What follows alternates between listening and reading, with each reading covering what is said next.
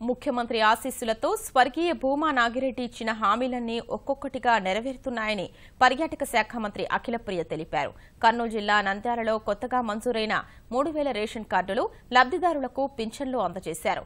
నంద్యాలలో త్వరలో 13,000 ఇళ్లు నిర్మిస్తామని చెప్పారు. నంద్యాలలో నిర్వహించే కార్యక్రమాలకు కొందరు అడ్డుపడుతున్నారని అఖిల ఆరోపించారు.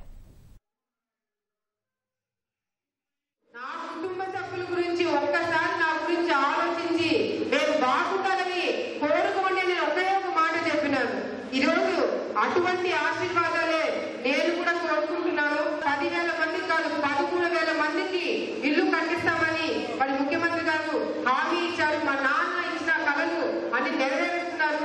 ఈ జూన్ 1వ తారీఖు ఆ హౌసింగ్ కి సంబంధించిన టెండర్లు కూడా పిలువబోతున్నారు. కాబట్టి మనకి మంచి రోజులు వచ్చాయని కూడా మరి మీరందరికీ తెలియజేసుకుంటున్నాను.